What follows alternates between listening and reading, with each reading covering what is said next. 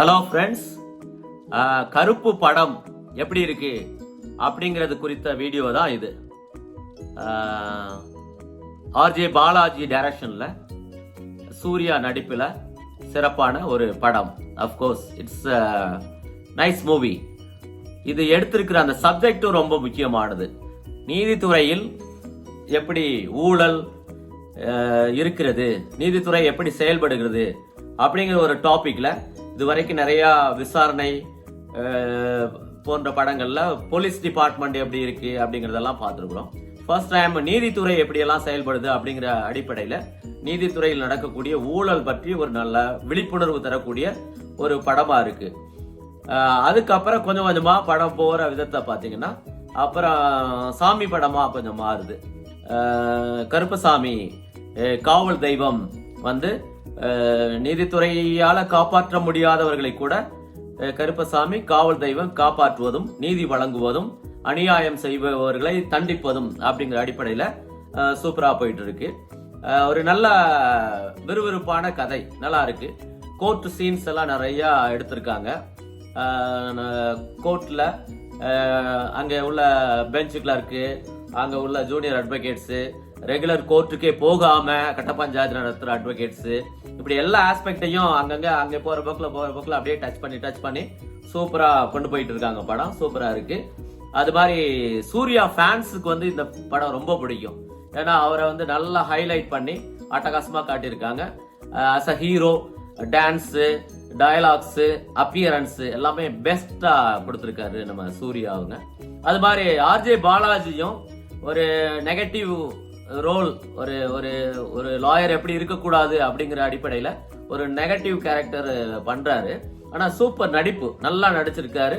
ரொம்ப யதார்த்தமா ரியலிஸ்டிக்கா சில கோர்ட்டுகள்ல லாயர்ஸ் எப்படி ஜட்ஜை கரெக்ட் பண்ணிக்கிட்டு இப்படி எல்லாம் இது பண்றாங்க, கிளையன்ஸுக்கு ஒன்றும் செய்யாம எல்லாம் பணம் சுருட்டுறதுலையும் ஆட்டையை போடுறதுலையும் அவங்க அதிகாரத்தை காட்டுறதுலையும் போலீஸ் கூட மோதல் போக்கு அப்படிங்கிறதையும் அப்படியே சுட்டி காட்டிக்கிட்டே நல்லா கொண்டு போயிட்டு இருக்காங்க. சூப்பரா இருக்கு.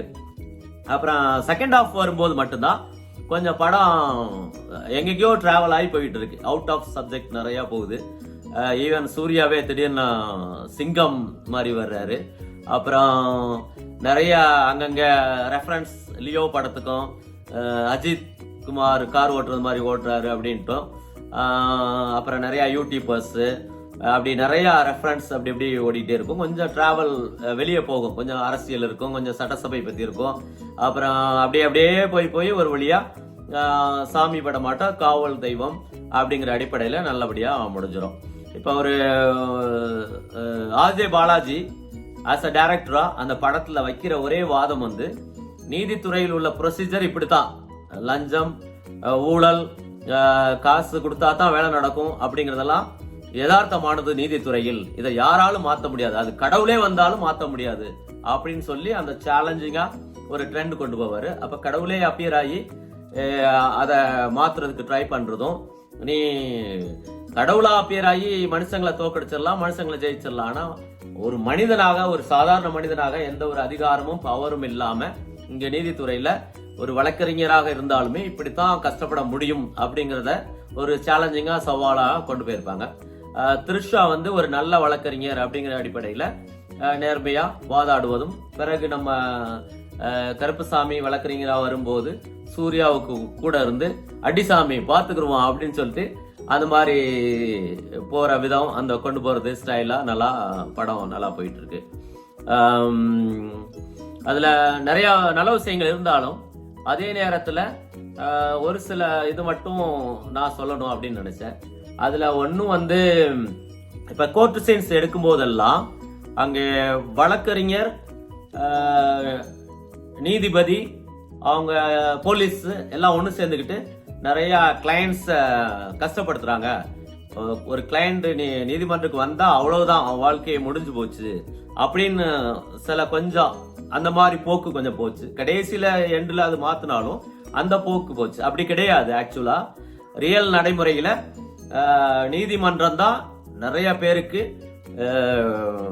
கிடைக்காத நீதியை பெற்றுக் கொடுத்திருக்கிறது. நிறைய பேர் எங்கெங்கயோ அதிகாரத்தையும் ஆட்சியவும் எம்எல்ஏ எம்பியை பார்த்தேன், போலீஸை பார்த்தேன், ரெக்கமெண்டேஷன் போனேன், அப்படி போய் ஒண்ணுமே கிடைக்காட்டா கூட நேர்மையாக நீதிமன்றத்துக்கு வந்தா நீதி கிடைக்கும் அப்படிங்கிறதும் இருக்கு, இன்னைக்கு இருக்கத்தான் செய்யுது. அதை கொஞ்சம் ஹைலைட் பண்ணாம இந்த நெகட்டிவ் சைடே ரொம்ப ஹைலைட் பண்ணிட்டாங்க. அப்புறம் இன்னொன்னு பாத்தீங்கன்னா, கிளைண்ட்ஸ் எல்லாம் பாவம், கட்சிக்காரங்கள்லாம் கஷ்டப்படுறவங்க, கிளைண்ட்ஸ் ரொம்ப பரிதாபத்தோட ஒரு தடவை கோர்ட்டுக்கு போயிட்டோம்னா அவ்வளவுதான் அப்படிங்கிற அடிப்படையில் ரொம்ப அது ஓடிட்டு இருக்கு. அது யதார்த்தமா அது கிடையாது. நான் என் லைஃப்லயே பார்த்துருக்கிறேன்.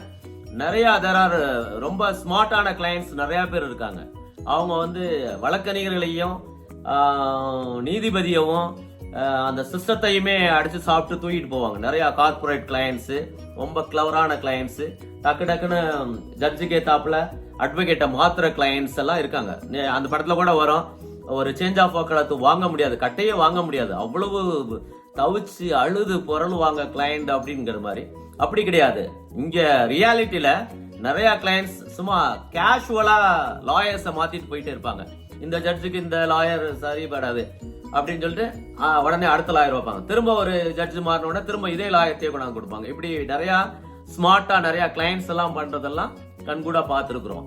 ஏன்னா ஒரு லாயர் நமக்கு அந்த நேரத்துக்கு ரிலீஃப் கொடுக்காத ஜட்ஜ் இருந்தாலும் அது நீதிபதி ஒரு லாயர்ஸ் முகத்தை பார்த்து கடிந்து கொள்வதும், அவருக்கு நீதி வழங்காம அவனை அலைய விடுறதும், வாய்தா போடுறதும், ஒரு சில தனக்கு பிடிச்ச லாயர்ஸ் வரும்போது அவங்களுக்கு நீதி வழங்குவதும் நடைமுறையில உள்ளதுதான்.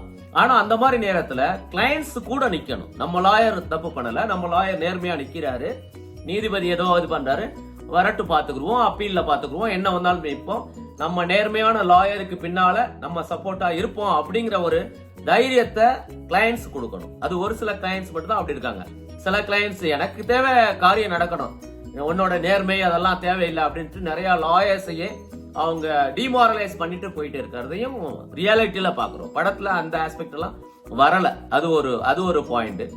அப்புறம் இன்னொன்னு காவல் தெய்வம் கருப்பசாமி நல்லது செய்யறது தான்.